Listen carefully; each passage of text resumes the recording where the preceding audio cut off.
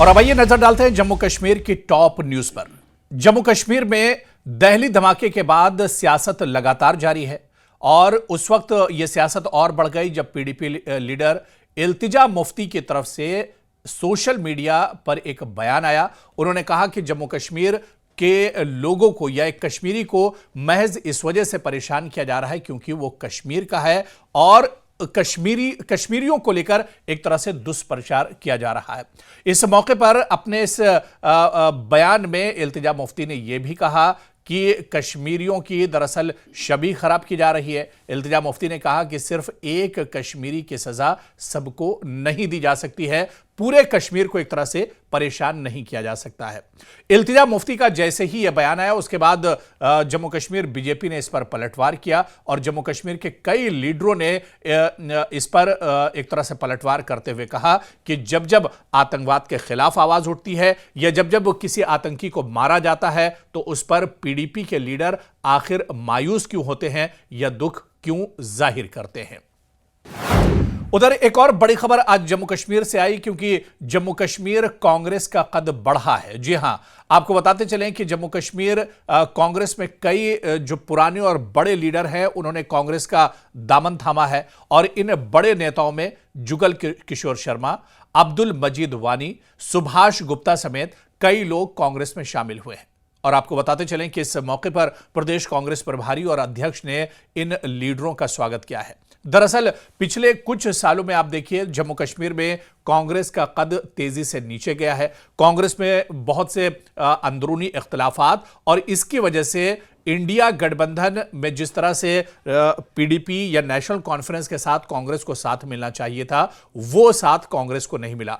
हालिया जो बाईपोल हुए उसमें भी कांग्रेस ने अपने उम्मीदवार नहीं उतारे। राज्यसभा के चुनाव में भी कांग्रेस ने अपना कोई उम्मीदवार नहीं उतारा, जबकि उमर अब्दुल्ला ने यह ऐलान किया था, नेशनल कॉन्फ्रेंस ने यह ऐलान किया था कि नगरोटा की सीट वो कांग्रेस के लिए छोड़ रहे हैं, लेकिन फिर भी नगरोटा सीट पर कांग्रेस ने अपना उम्मीदवार नहीं उतारा। यानी पिछले कुछ सालों में जम्मू कश्मीर में कांग्रेस एक तरह से कमजोर हुई है।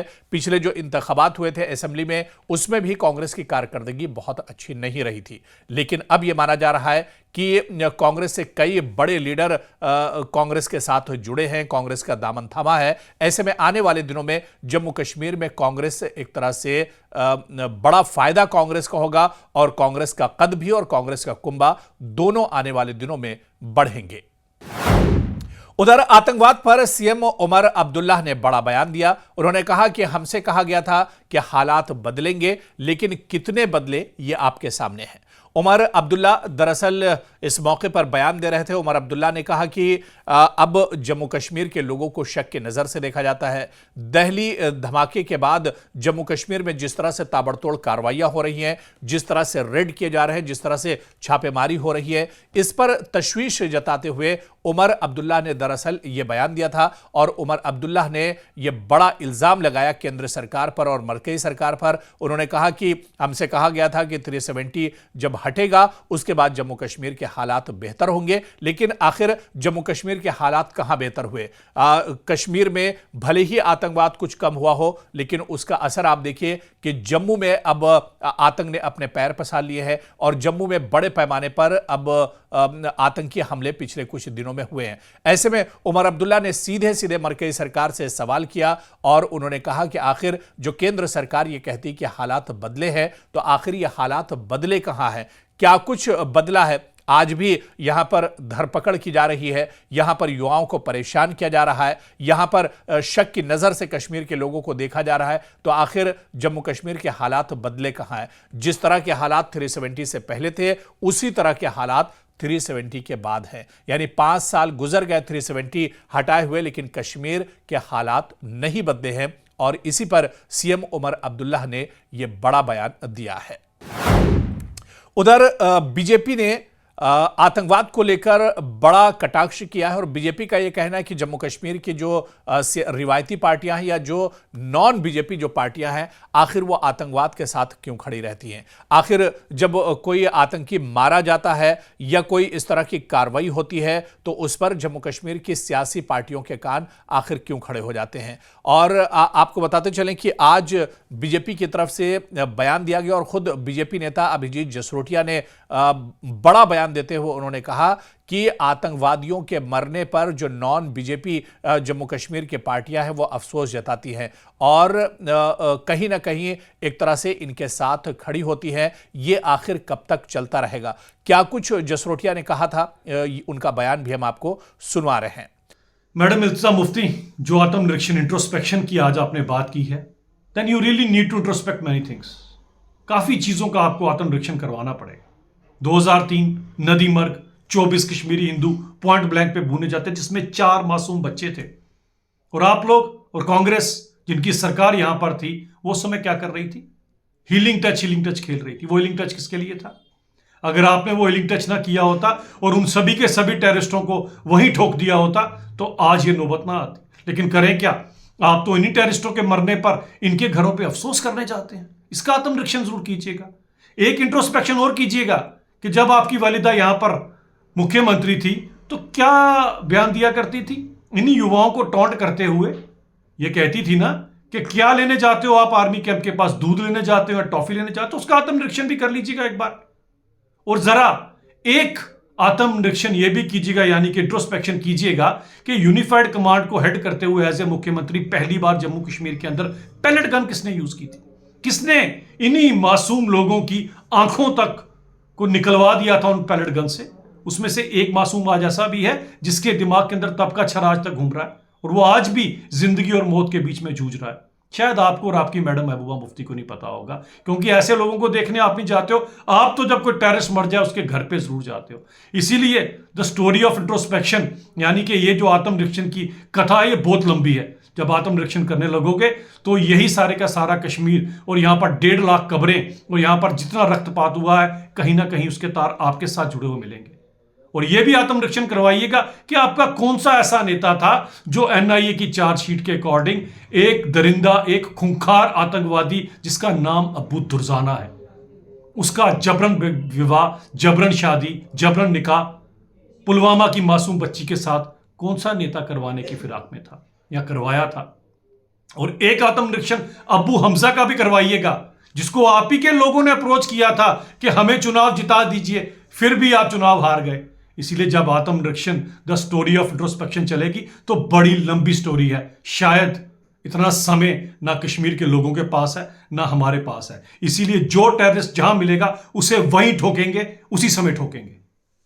वहीं पर आतंकवाद को लेकर बीजेपी के एक दूसरे नेता और बीजेपी के जम्मू कश्मीर में प्रवक्ता अल्ताफ ठाकुर ने भी नेशनल कॉन्फ्रेंस और पीडीपी पर निशाना साधा।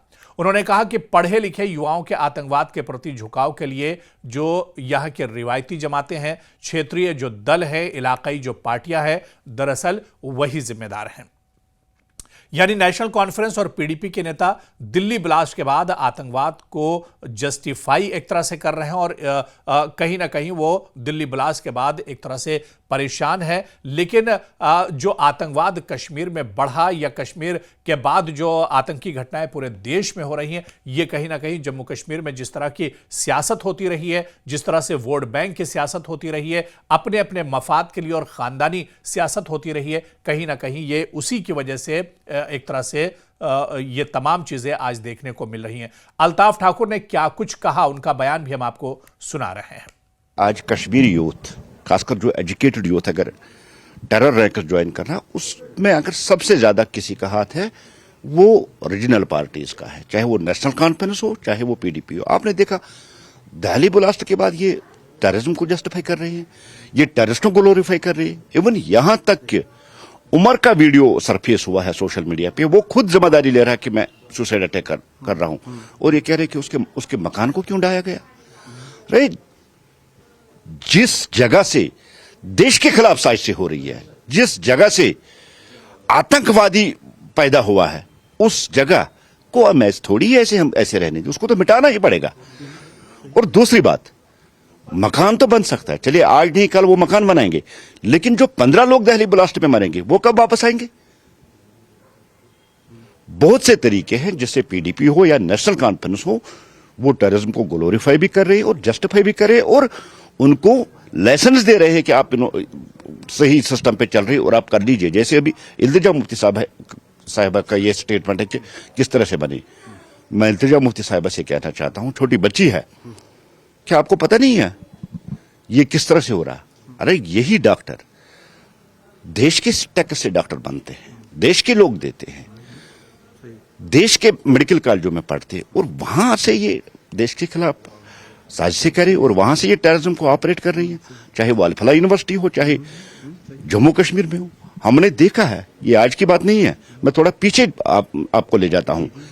आप अगर कश्मीर में देखेंगे, एसएमएस से लेकर सिक्किम तक, यहां भी अच्छे खासे डॉक्टर जो दिन में ड्यूटी पे रहते थे और रात को जो आतंकवादी गोलाबारी में जख्मी होते थे उनको इलाज करते थे। ब्लैक शिप्स है, ये इनकी आइडियोलॉजी है, ये वही जन्नत और हुरों का झांसा इनको दिया गया है।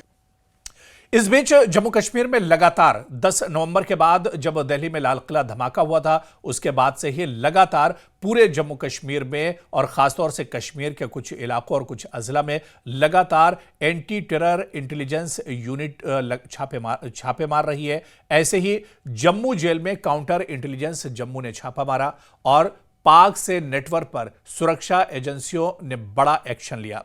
आपको बताते चलें कि दिल्ली में लाल किले के सामने 10 नवंबर को जो धमाका हुआ था, उसके बाद से ही लगातार जम्मू कश्मीर में छापे मारे जा रहे हैं।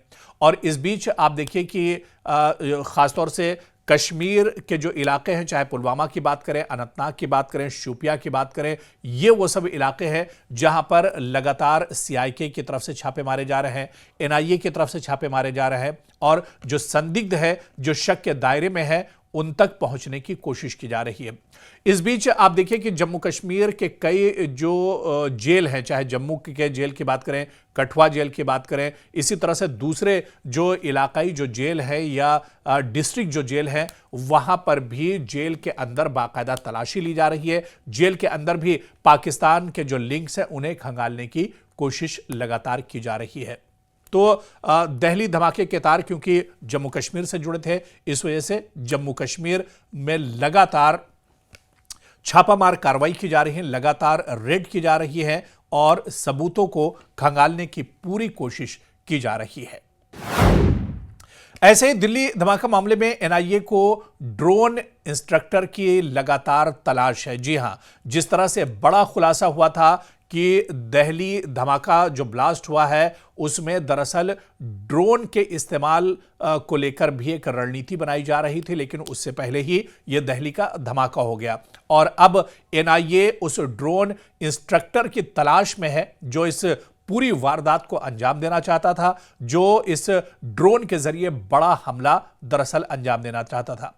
आपको बताते चलें कि जसीर बिलाल की गिरफ्तारी के बाद ड्रोन इस्तेमाल का बड़ा खुलासा हुआ था। लाल किला धमाके से पहले ड्रोन इस्तेमाल की आशंका जताई जा रही थी और इस बीच जो जांच एजेंसियां हैं, जो सुरक्षा एजेंसियां हैं, उन्होंने भी अब अपनी तलाश तेज कर दी है। लगातार अब रेड किए जा रहे हैं, लगातार छापे मारे जा रहे हैं और खासतौर से देश के अलग अलग हिस्सों में या जम्मू कश्मीर की अलग बात की जाए तो जम्मू कश्मीर के अलग अलग हिस्सों में अब इस तरह की छापेमारी की जा रही है। चाहे एनआईए की बात करें, सीआईके की बात करें या जो लोकल पुलिस है, जो इंतजामिया है, उसकी तरफ से जम्मू कश्मीर में बड़े पैमाने पर अब इस तरह की छापेमारी की जा रही है। और जब से यह खबर निकल कर आई है कि लाल किला धमाके से पहले ड्रोन धमाके का पूरा मंसूबा था, इसके बाद अब एनआईए इस पूरे मामले में ड्रोन इंस्ट्रक्टर की तलाश में जुटी हुई है और इसके लिए लगातार छापेमारी की जा रही है,